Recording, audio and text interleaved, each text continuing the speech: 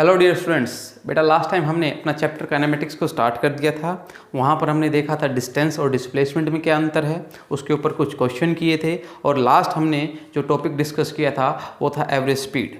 आज हम further move करते हैं और हम सीखेंगे आज एवरेज वेलोसिटी क्या होती है और फिर इंस्टेंटेनियस स्पीड और इंस्टेंटेनियस वेलोसिटी क्या होती है और इनके ऊपर कुछ क्वेश्चन भी देखेंगे। ठीक है, लेकिन स्टार्ट करने से पहले कुछ क्वेश्चन डिस्टेंस और डिस्प्लेसमेंट के रिगार्डिंग अच्छे क्वेश्चन हैं, आपको ये ग्रिप देंगे टॉपिक को और अच्छी तरीके से समझने में। आपका एक क्वेश्चन क्या है कि ये आपकी एक्स एक्सिस है, ये वाई एक्सिस है और ये क्या है जेड एक्सिस। ठीक है, और एक क्यूब दे रखा है जिसकी साइड कितनी है बेटा ए। एक पार्टिकल स्टार्ट करता है ओ से और इस पाथ के अलोंग क्या करता है, मूव करता है ओ ए बी सी के अलोंग। ठीक है, और अंत में कहाँ पर पहुँच जाता है बेटा, सी पर। अगर आप ध्यान से देखें तो पार्टिकल ओ से स्टार्ट कर रहा है और एंड कहाँ पर कर रहा है, सी पर। दिस इज समथिंग लाइक बेटा बॉडी डायगोनल, मतलब रूम के एक कोने से अपोजिट कोने पर क्या कर गया, पार्टिकल मूव कर गया। ठीक है, आपसे पूछा गया है कि पार्टिकल के द्वारा तय गई डिस्टेंस एंड डिस्प्लेसमेंट बताइए। तो डिस्टेंस तो आसान है बेटा, डिस्टेंस क्या थी, टोटल लेंथ कवर, ये ए है, ये ए है और ये ए है, तो अल्टीमेटली डिस्टेंस तो आपकी कितनी आ गई, 3a आ गई। क्लियर है। Find displacement. डिस्प्लेसमेंट कैसे निकालोगे आप, देखो बेटा डिस्प्लेसमेंट एक वेक्टर क्वांटिटी है, ये आपको पता है। तो मैं जो वेक्टर फॉर्म है वो लिख लेता हूँ इस पार्टिकल की मूवमेंट की और फिर डिस्प्लेसमेंट निकालते हैं। आप कहोगे कि ये एक्स एक्सिस में चला है, कितना चला है, ए चला, क्योंकि इस क्यूब की जो साइड है वो क्या है, ए है। ठीक है, तो मैं लिख सकता हूँ ए आई। वाई एक्सिस में भी कितना चला है बेटा, ए चला है। ठीक है, ए जे प्लस, और आपका जेड एक्सिस में भी कितना चला है, ए के। आई जे के आप इनसे फैमिलियर हो, ये क्या है बेटा, आपके यूनिट वेक्टर हैं। ठीक है, along x axis, along y axis और अलोंग जेड एक्सिस। ठीक है, अब आपको पता चल चुका है this is your displacement vector. अब आपको इसका मैग्नीट्यूड निकालना है, तो ये चीज़ आपने की हुई है। क्या होता है इसका मैग्नीट्यूड, इसका स्क्वायर प्लस इसका स्क्वायर प्लस इसका स्क्वायर। क्लियर है, तो आपके पास अल्टीमेटली ये आ जाएगा and this will be equal to 3a square, और आपका जो वैल्यू आई वो क्या आ गई, √3a। This is your displacement बेटा, है ना। तो आपको एक और बात पता चली कि जो रूम होता है उसका जो बॉडी डायगोनल है, इस सिरे से लेकर वो सिरा, उसकी वैल्यू कितनी होती है, √3a, अगर आपका रूम क्या हो, एक क्यूबिकल हो। ठीक है, नेक्स्ट क्वेश्चन देखिए बेटा, आपका एक सर्कुलर ट्रैक दे रखा है जिसकी रेडियस r है। एक पार्टिकल a से स्टार्ट करता है और b पर एंड करता है। ठीक है, और सच डैट ये एंगल कितना बना, 120 डिग्री बना। तो बताइए डिस्टेंस एंड डिस्प्लेसमेंट कितनी होगी पार्टिकल की। तो आपको डिस्टेंस निकालना तो बड़ा आसान है। एक्चुअली में एंगल 120 डिग्री है, तो मैं पहले इसको रेडियन में कन्वर्ट कर लेता हूँ। तो रेडियन में कन्वर्ट करने के लिए आपको पता क्या करना पड़ता है, π/180 से डिवाइड। तो ये रेडियन में कन्वर्ट होकर कितना आ गया, 2/3 पाई। तो डिस्टेंस के लिए तो आप बोलेंगे कि अगर ये पूरा घूमता एक चक्कर तो कितनी डिस्टेंस कवर करता है, 2πr। तो पूरे घूमने में एंगल कितना कवर होता है, 2π। 2π एंगल पर कितनी डिस्टेंस कवर होती, 2πr। 1 पर कितनी होगी, 2πr/2π, और एंगल अभी आपको कितना गिवन है, 2π/3। तो मल्टीप्लाई करेंगे, आपका आंसर आएगा 2/3πr। क्लियर हो रही है बात, ठीक है। अब डिस्टेंस तो निकल गई बेटा, डिस्प्लेसमेंट को देखते हैं। देखो डिस्प्लेसमेंट मैं आपको यहाँ पर 3 तरीके से निकाल कर दिखाऊंगा, आप किसी वे से सोच सकते हो, आपका आंसर आएगा। ठीक है, बस आपकी अप्रोच सही होनी चाहिए बेटा।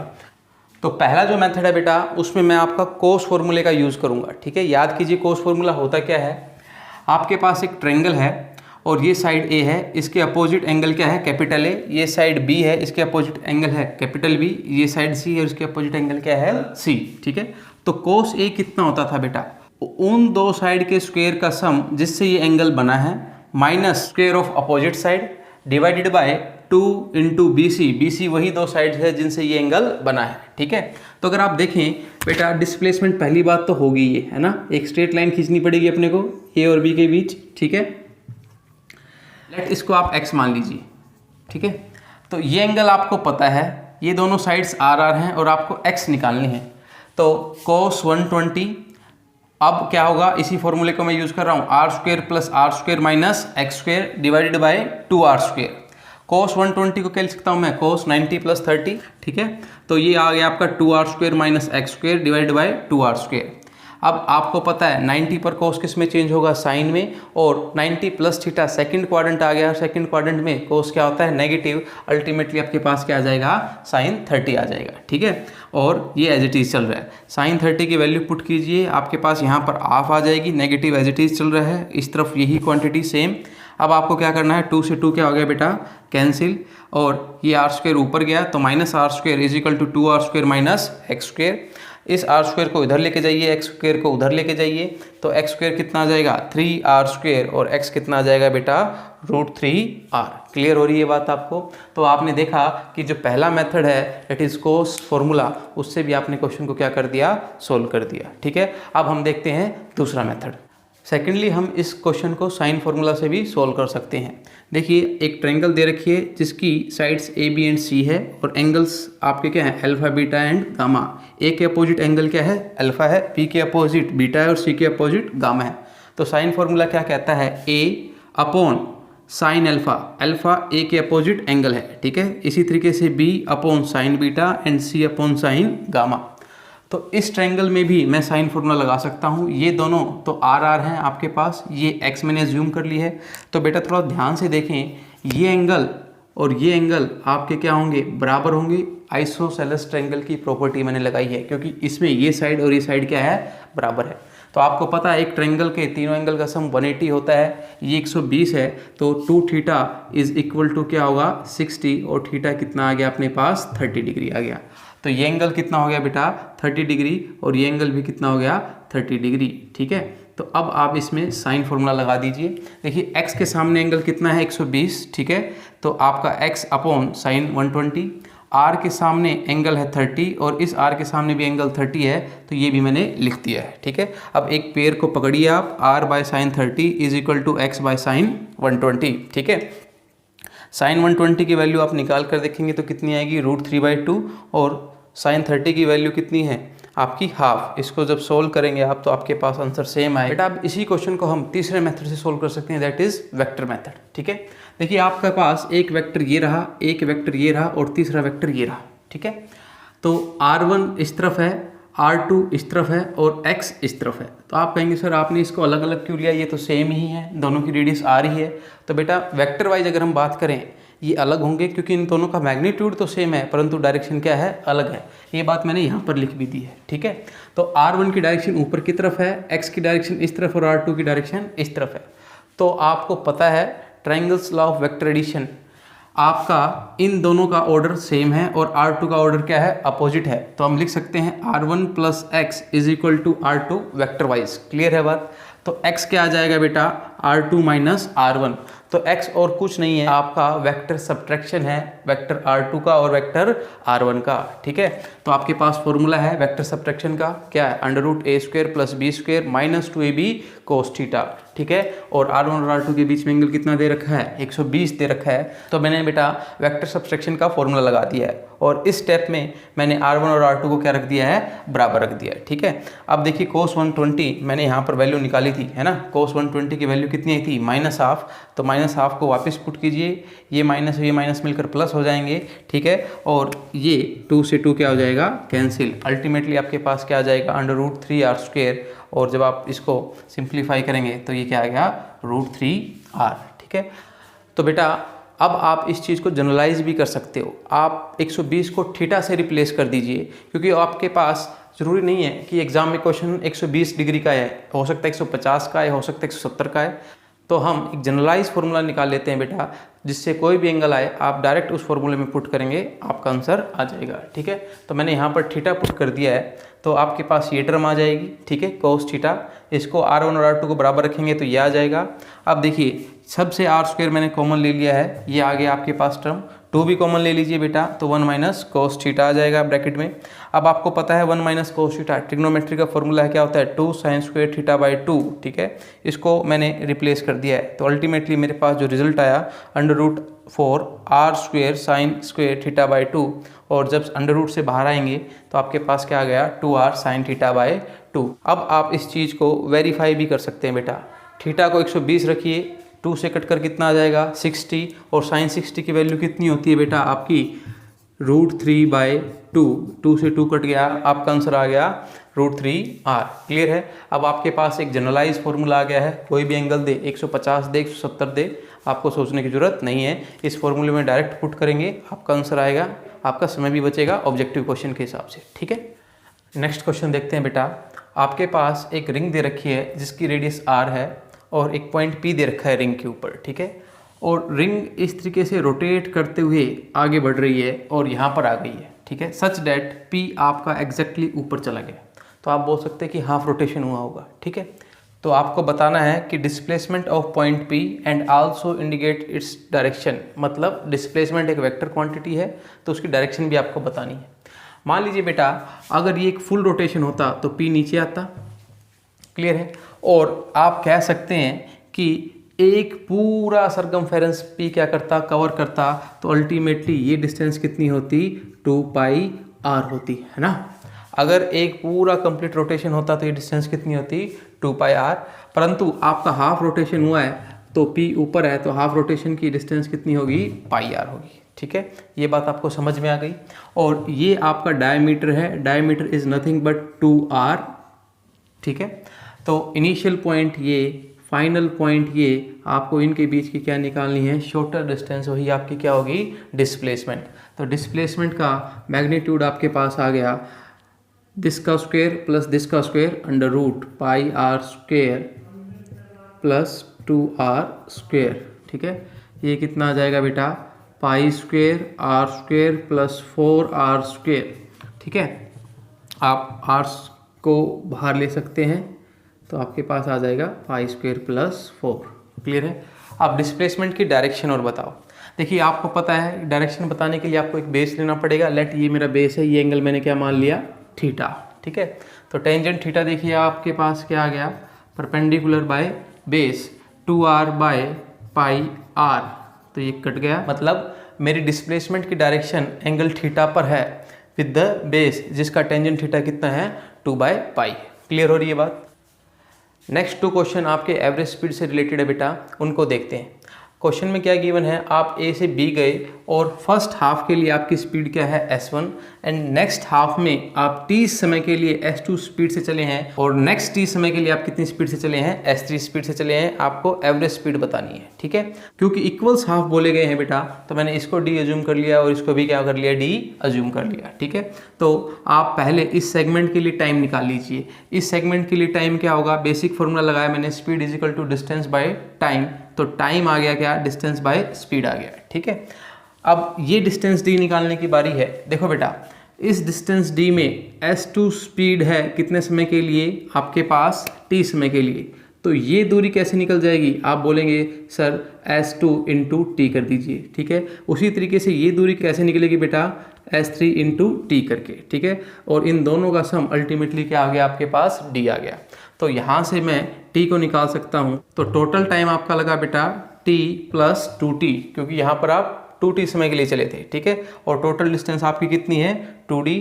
तो एवरेज स्पीड का फॉर्मूला क्या होता है, total distance by total time, 2d by t1 will be equal to d by s1 and 2t, 2 और t ये रहा आपका d bye s2 plus s3। नीचे से d कॉमन लीजिए, ऊपर से कैंसिल आउट कीजिए, आपके पास ये फॉर्म आएगी। अब आपको इसको सिंप्लीफाई करना है, you will get your answer. Next question देखिए बेटा, आपको A to C जाना है। फर्स्ट हाफ के लिए आपकी स्पीड कितनी है, s1, और ये बोला गया है कि जो BC हाफ है उसमें जितना भी समय लगा हो उसका 1/3 टाइम आप कितनी स्पीड से चले हैं, s2 स्पीड से, और 2/3 ऑफ टाइम कितनी स्पीड से चले हैं, s3 स्पीड से। आपको क्या बताना है, एवरेज स्पीड बतानी है। ठीक है, तो मैं पहले इस हाफ का समय निकाल लेता हूँ। t1 कितना हो जाएगा बेटा, d/s1। ठीक है, अब मान लीजिए इस हाफ के लिए मैं समय t मान लूँ, तो ये आपके पास क्या हो गया कि t/3 समय के लिए मैं कितनी स्पीड से चला हूँ, s2 स्पीड से, और 2t/3 टाइम के लिए मैं कितनी स्पीड से चला हूँ, s3 स्पीड से। ठीक है, तो जो डिस्टेंस ये आएगी मेरी टोटल, वो कितनी होगी, देखिए पहले इस सेगमेंट का निकाल लीजिए आप। इस सेगमेंट का कितना आ जाएगा, s2 इंटू t/3, और इस सेगमेंट का कितना हो जाएगा बेटा, s3 इंटू 2/3 इंटू t। ठीक है, तो इन दोनों को जोड़ दूंगा तो टोटल डिस्टेंस आ जाएगी मेरे पास। ठीक है, अब यहाँ से मैं क्या निकाल लेता हूँ, टाइम निकाल लेता हूँ। टाइम को कॉमन आउट किया और इस तरीके का एक्सप्रेशन मेरे पास आ जाएगा। ठीक है, अब टोटल टाइम देखिए, यहाँ पर टाइम लगा था T1 और यहाँ पर टाइम लगा था T1 मेरे पास है और T भी मेरे पास है, तो आपके पास टोटल टाइम की समस्या खत्म। टोटल डिस्टेंस, क्योंकि इक्वल इक्वल हाफ बोले गए हैं, इसको भी मैंने D माना, इसको भी D माना, तो ये कितना आ गया 2D। ठीक है, तो आपके पास एवरेज स्पीड क्या होती है, total distance by total time. जो वैल्यूज़ आपकी आई थी वो पुट कर दिया। देखिए D को कॉमन आउट करेंगे, D कैंसिल आउट हो जाएगा। ठीक है, ये 3 और 3 आपका एलसीएम लेंगे तो ये ऊपर चला जाएगा और कुछ इस तरीके का एक्सप्रेशन आपके पास आएगा। इसको सोल्व कर लेंगे, आपका आंसर आ जाएगा। इन दोनों क्वेश्चन में एक खास बात आपने नोट की होगी बेटा, मैंने T को D में रिप्लेस कर लिया है, क्योंकि ऊपर भी D था और नीचे भी अगर मैं D लिया है तो वो कैंसिल आउट हो जाएंगे। तो T वेरिएबल को आप हमेशा कोशिश करेंगे D में कन्वर्ट करने की। क्लियर हो रही है बात बेटा? लास्ट टाइम हमने डिस्कस किया था स्पीड को। हमें पता है कि स्पीड के 2 टाइप होते हैं, average speed and instantaneous speed. Average speed को आप देख चुके हैं। एवरेज स्पीड का फॉर्मूला मैंने आपको क्या दिया है, total distance by total time. ठीक है, बुक में आप देखेंगे तो आपको ये फॉर्मूला भी मिलेगा बेटा, D2 - D1 divide by T2 - T1। Actually में ये है क्या, मान लीजिए एक ऑब्जेक्ट मूव कर रहा है और जब आपने उसको देखना स्टार्ट किया, लेट t = 2 सेकेंड पर आपने उसको देखना स्टार्ट किया तो वो इतनी डिस्टेंस चल चुका था। ठीक है, और आपने t = 10 तक उसको देखा और उसके जो लास्ट पॉइंट था वो क्या था, D2। तो अल्टीमेटली बेटा आपने उसको 8 सेकेंड के लिए देखा और आपने उसकी इतनी दूरी कवर देखी। ठीक है, तो टोटल डिस्टेंस कितनी आ गई, D2 - D1 divide by T2 - T1। Note कीजिए, आपको एवरेज स्पीड को डिफाइन करने के लिए कितने पॉइंट की जरूरत पड़ी, 2 पॉइंट की जरूरत पड़ी। लेकिन अगर मैं कहूँ ऑब्जेक्ट जब चल रहा था और लेट एट एनी टाइम ये C पर आया होगा, तो इसकी C पर वेलोसिटी कितनी है, मतलब मैं एक सिंगल पॉइंट पर आपसे वेलोसिटी पूछ रहा हूँ, तो मैं आपसे क्या पूछना चाह रहा हूँ कि उसकी उस इंस्टेंट पर स्पीड कितनी है। ठीक है, तो आपको अब टॉपिक समझना है क्या, इंस्टेंटेनियस स्पीड। देखिए बेटा, अगर मैं बीच में कहीं पर इंस्टेंटेनियस स्पीड की जगह इंस्टेंटेनियस वेलोसिटी बोल गया हूँ तो आप थोड़ा सा मैनेज कर लीजिएगा। ठीक है, वहाँ पर स्पीड आएगा। अब C पर अपने को क्या निकालनी है, स्पीड निकालनी है, इंस्टेंटेनियस स्पीड। ठीक है, लेट t = 5 मान लिया मैंने, यहाँ पर ने मुझसे पूछ लिया t = 5 पर क्या मेरी स्पीड होगी, तो उसको कैसे निकालते हैं, चलिए देखते हैं। तो पहले आपको एक पॉइंट मानना पड़ेगा जो कि C के बहुत क्लोज हो। लेट मैंने एक पॉइंट मान लिया C'। ठीक है, सच डैट अगर C आपका 5 सेकंड पर है तो C' कितना होगा, 4.999 सेकंड पर। ठीक है, बहुत क्लोज है, आपको आइडिया हो गया होगा। और इस दौरान आपका बॉडी ने कितना मूव किया, Δx, और उसकी मैंने रीडिंग दे दी आपको 0.001 मीटर। ठीक है, तो अगर हम इस छोटे सेगमेंट के लिए, छोटे से इंटरवल के लिए अगर स्पीड निकालूं तो क्या होगा, Δx बाई Δt। अल्टीमेटली आपके पास 2 पॉइंट आ गए। ठीक है, तो 2 पॉइंट के लिए तो आप बता सकते हैं क्या होगा, Δx बाई Δt। अगर आप नोट करें जो ये Δt है, ठीक है, वो बहुत ही छोटा है। Δt अगर आप देखिए कितना है, आपका 0.0001 है, which is closer to the 0। Yes और नो? अगर Δt बहुत छोटा हो तो आपने ये चीज़ डिफ्रेंशिएशन में पढ़ी है बेटा, इसमें कन्वर्ट हो जाती है dx by dt, that is differentiation of with respect to t में। यही वजह है कि मैंने आपसे बोला था कि इस चैप्टर में आपका डिफ्रेंशिएशन और इंटीग्रेशन का बार बार यूज़ होगा। तो वो चीज़ अगर आपको क्लियर है तो आप आसानी से समझ पाएंगे। क्लियर है? एक जो इंपॉर्टेंट बात मैं समझाना चाहता हूँ, देखो Δx आपके पास ये था, Δt आपके पास ये था, तो बहुत छोटी छोटी क्वांटिटी हैं, लेकिन जब आप बहुत छोटी छोटी क्वांटिटी को डिवाइड करते हो एक अच्छी खासी क्वांटिटी आती है। ठीक है, ऐसा नहीं कि आप उन दोनों को नेगलेक्ट कर सकते। ठीक है, ये 10 क्या है बेटा, ये स्पीड आई आपकी इन इंटरवल 4.9999 और 5 के बीच। This is very close, yes और नो? तो मैं कैन भी एज्यूम कर सकता हूँ कि ये एक्चुअली में स्पीड किस पर है, t = 5 पर है। तो आप समझ गए होंगे एक्चुअली में आपने बहुत क्लोज एक पॉइंट लिया, चाहे आप आगे ले ले चाहे पीछे ले ले, वो मैटर नहीं करता है। ठीक है, मैंने यहाँ पर पीछे लिया है, वहाँ पर उनके बीच में आपने Δx निकाला, Δt निकाला, such that Δt is very small. तो आपका ये चीज़ किस में कन्वर्ट हो गई, इस चीज़ में कन्वर्ट हो गई, that is differentiation of x with respect to time. चलिए इसके कुछ क्वेश्चन करते हैं ताकि और थोड़ा सा आपको इसमें डेप्थ मिले। एक क्वेश्चन से बेटा इंस्टेंटेनियस स्पीड को समझते हैं। क्वेश्चन में दे रखा है x = t² + 2t + 2 where x is distance and t is time. मतलब आपका जो डिस्टेंस है वो फंक्शन ऑफ टाइम है। आप t को 0 पुट कीजिए, ठीक है, तो आपको x कितना मिलेगा 2। जैसे ही 1 पुट करते हैं तो x कितना मिला 5। मतलब जो ऑब्जेक्ट की लोकेशन टाइम के साथ क्या हो रही है, चेंज हो रही है। तो मतलब ऑब्जेक्ट किस में है, मोशन में। क्लियर है। तो उसके पास कुछ स्पीड भी रही होगी, तो उसी स्पीड को वो पूछ रहा है एट t = 5 सेकेंड। आप बताइए। नोट करें क्वेश्चन को बेटा, वो ये नहीं बोलेगा कि इंस्टेंटेनियस स्पीड बताइए, उसने एक सिंगल पॉइंट दे दिया तो आपके दिमाग में हिट करना चाहिए कि वो इंस्टेंटेनियस स्पीड को पूछ रहा है। ठीक है। तो इंस्टेंटेनियस स्पीड का फॉर्मूला क्या है बेटा, dx/dt। तो आपको इस फंक्शन को t के रिस्पेक्ट में क्या करना पड़ेगा, डिफ्रेंशिएट करना पड़ेगा। आपको पता है इसका डिफ्रेंशिएशन, इसका कितना हो जाएगा 2t, इसका 2 और कांस्टेंट का कितना होगा 0। ठीक है। तो ये आपके पास स्पीड आ गई। अब t = 5 को आप इस एक्सप्रेशन में पुट करेंगे, you will get your answer. Clear है। नेक्स्ट हम देखते हैं बेटा वेलोसिटी को। वेलोसिटी भी दो टाइप की होती है, average velocity and instantaneous velocity. Average velocity का फॉर्मूला मैंने आपको बताया, total displacement bye total time. और जो डायरेक्शन होगी इसकी, क्योंकि वेलोसिटी वेक्टर क्वांटिटी है, तो वो होगी अलोंग द डिस्प्लेसमेंट। ठीक है। सिमिलरली इंस्टेंटेनियस वेलोसिटी, एक क्षण पर वेलोसिटी अगर आपसे पूछे तो वैसे ही जो हमने स्पीड के लिए किया था वही आपका प्रोसीजर करेंगे और आपके पास आंसर क्या आ जाएगा, v = dx/dt। dt is very small interval, है ना। और अब इसकी डायरेक्शन होगी क्या, tangent along the path at that instant. मतलब कोई भी जो पाथ आपको दे रखा होगा और पूछा जाए कि उस पाथ पर इस समय पर आपकी कितनी वेलोसिटी है, तो उसके टेंजेंट खींच दीजिए आप उस पॉइंट पर। ठीक है। तो आपको क्या मिल जाएगी, इंस्टेंटेनियस वेलोसिटी की डायरेक्शन मिल जाएगी। ठीक है। एक क्वेश्चन देखते हैं बेटा। एक लड़का है, वो 4 मीटर ईस्ट की तरफ गया और फिर वो 2 मीटर किस तरफ गया, वेस्ट की तरफ। और इस पूरी जर्नी में उसको कितना समय लगा, 3 सेकंड लगा। तो आपको बताइए डिस्टेंस कितनी होगी, डिस्प्लेसमेंट कितनी होगी, स्पीड कितनी होगी और वेलोसिटी कितनी होगी। तो आपको पता है डिस्टेंस क्या होता है, टोटल पाथ कवर। तो 4 इधर और 2 इधर, तो आंसर कितना आ गया 6 मीटर। जबकि डिस्प्लेसमेंट क्या होती है, स्टार्ट पॉइंट और एंड पॉइंट में छोटे से छोटी दूरी। एक्चुअली में मैंने अलग से दिखाई है, इसी लाइन पर गया होगा, है ना। तो आपका ये पॉइंट कहीं यहीं आएगा। तो अल्टीमेटली इन दोनों के बीच में डिस्टेंस कितना होगा, 2 मीटर का। तो स्पीड देखिए बेटा आपकी कितनी आएगी, स्पीड क्या होती है, distance by time 6/3 that will be equal to 2 metre per second. जबकि वेलोसिटी कितनी आई, 2/3, 2 metre by 3 second, 2/3 metre per second. Clear है। तो आप साफ साफ देख सकते हैं speed is always greater than और इक्वल टू क्या होगी, वेलोसिटी। और ये इक्वल टू कब आएगा, जब आपका स्ट्रेट लाइन पाथ हो। उस केस में डिस्टेंस और डिस्प्लेसमेंट बराबर होंगे और अल्टीमेटली स्पीड और वेलोसिटी भी क्या हो जाएगी, बराबर हो जाएगी। क्लियर हो रही है बात आपको। एक क्वेश्चन देखते हैं बेटा। ए से बी आपको जाना है। फर्स्ट हाफ आप 40 किलोमीटर पर आवर से चले और सेकंड हाफ किससे चले, आप 60 किलोमीटर आवर से चले।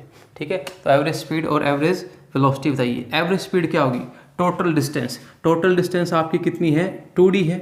ठीक है। Divide by total time. तो टोटल टाइम देखिए बेटा, टोटल टाइम पहले इस सेगमेंट के लिए निकालूं तो टाइम कितना हो जाएगा, आप बता सकते हैं कि ये हो जाएगा d/40, है ना, डिस्टेंस बाय स्पीड, d/40। और यहाँ पर हो जाएगा d/60। इसको सोल्व कर लेंगे, आपके पास आंसर आ जाएगा। What about the average velocity.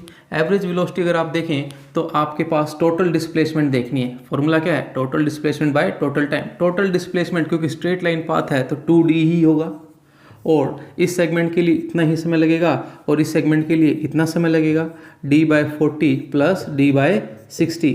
तो अगर स्ट्रेट लाइन पाथ हो तो एवरेज स्पीड और एवरेज वेलोसिटी बराबर होती है। एक एग्जांपल से मैंने समझा भी दिया है। ठीक है। नेक्स्ट देखिए, ए से बी जाना है। जाते वक्त आपकी स्पीड 40 की थी और आते वक्त स्पीड कितने की थी, 60 की थी। ठीक है। तो एवरेज स्पीड बताइए और एवरेज वेलोसिटी बताइए। एवरेज वेलोसिटी बताना बहुत आसान हो गया आपके लिए। स्टार्ट पॉइंट भी है, एंड पॉइंट भी है, तो आंसर कितना आ जाएगा, 0 आ जाएगा। ठीक है। एवरेज स्पीड तो आपने निकाली हुई है। अगर मैं इस टोटल डिस्टेंस को d मानूं तो जाने और आने में टोटल डिस्टेंस 2d, जाने में समय कितना लगा, d/40, और आने में समय लगा d/60, और इस तरीके से आपकी एवरेज स्पीड आ जाएगी। तो एवरेज वेलोसिटी में आपको ज़्यादा टेंशन लेने की जरूरत नहीं है। सेम प्रोसीजर लगेगा जो कि किसमें लग रहा था, एवरेज स्पीड में। बस एक ख्याल रखना है, जब अगर मोशन रिवर्स हो जैसे कि इस क्वेश्चन में हो रहा था, तो आपको टोटल डिस्प्लेसमेंट को देखना पड़ेगा, है ना। अगर स्ट्रेट लाइन है तो वेलोसिटी और स्पीड क्या है, बात बराबर है। ठीक है। क्योंकि वेलोसिटी एक वेक्टर क्वांटिटी है तो एवरेज वेलोसिटी की भी डायरेक्शन होगी और इंस्टेंटेनियस वेलोसिटी की भी डायरेक्शन होगी। चलिए अब डायरेक्शन के बारे में बात कर लेते हैं। एक आपको पाथ दे रखा है सर्कुलर, जिसकी रेडियस कितनी है, 2 मीटर। एक ऑब्जेक्ट ए से चला और बी पर पहुंच गया और उसने इसके लिए 2 सेकंड का समय लिया, ठीक है। तो आपसे पूछा है एवरेज वेलोसिटी बताओ। तो एवरेज वेलोसिटी क्या होती है, टोटल डिस्प्लेसमेंट जो कि ये होगी, है ना, A to B by total time. तो ए टू बी ये आर, तो टोटल डिस्प्लेसमेंट 2r और टाइम कितना लिया, 2 सेकंड लिया। तो उसे 2 कैंसिल, r की वैल्यू 2 पुट करेंगे तो आंसर आ गया आपका 2 मीटर पर सेकंड। तो मैग्नीट्यूड तो आपके पास आ गया और डायरेक्शन क्या होगी बेटा, जिस डायरेक्शन में डिस्प्लेसमेंट है। डिस्प्लेसमेंट आपने कहाँ से कहाँ की, ए टू बी। अगर आपसे ये पूछा जाए ए टू बी आपकी जो एवरेज वेलोसिटी है ये उसकी डायरेक्शन बताइए, तो ये डायरेक्शन होगी। लेकिन मैं अगर आपसे पूछूं जब आपका ऑब्जेक्ट बी पर होगा, ठीक है, तो उस समय उसकी वेलोसिटी बताइए, तो आपका आंसर होगा कि आप इंस्टेंटेनियस वेलोसिटी पूछ रहे हैं। और अगर मैं ये पूछूं कि उसकी डायरेक्शन बताइए, तो डायरेक्शन आपकी क्या होगी, इस पर्टिकुलर पाथ के tangent. This will be instantaneous velocity at B. समझ आ रही है बात आपको। तो आपको करना क्या है, एवरेज वेलोसिटी में तो डिस्प्लेसमेंट को देखना है और इंस्टेंटेनियस वेलोसिटी में आपको उस पर्टिकुलर पॉइंट पर क्या खींच देना है, टेंजेंट खींच देना है। एक क्वेश्चन देखिए आपका कुछ पाथ इस तरीके से दे रखा है और क्वेश्चन ये है कि at which point we average and instantaneous velocity have the same direction. आपने ए से स्टार्ट करना है और इनमें से किस पॉइंट पर आपकी एवरेज वेलोसिटी की डायरेक्शन और इंस्टेंटेनियस वेलोसिटी की डायरेक्शन क्या होगी, सेम होगी। अगर आप 1 से 4 को देखें तो आपकी डिस्प्लेसमेंट ये है बेटा, है ना, और डिस्प्लेसमेंट के अलोंग ही क्या होती है आपकी एवरेज वेलोसिटी की डायरेक्शन। और 4 पॉइंट के आप टेंजेंट खींचेंगे तो टेंजेंट भी ऐसे ही खींचा जाएगा। तो ये इंस्टेंटेनियस वेलोसिटी की भी डायरेक्शन हो गई। आपका आंसर क्या आएगा, पॉइंट नंबर 4। देख लीजिए आप 3 पर अगर आप जाते तो ये आपका एवरेज होता, है ना, जबकि इंस्टेंट ये होता। समझ रहे हो बात। 2 पर अगर आप जाते तो आपका ये कुछ एवरेज होता और जबकि इंस्टेंटेनियस ये होता। क्लियर है। तो पॉइंट 4 है जहाँ पर इंस्टेंटेनियस वेलोसिटी और एवरेज वेलोसिटी की डायरेक्शन क्या होगी, सेम होगी। ठीक है। इस तरीके से मैंने आपका average speed, instantaneous speed, average velocity और इंस्टेंटेनियस वेलोसिटी का टॉपिक खत्म कर दिया है। हाँ, हालांकि क्वेश्चन हमें और थोड़े से और करने हैं। आप भी इतना अपनी तरफ से प्रयास करते रहिए। तब तक के लिए thank you and good bye.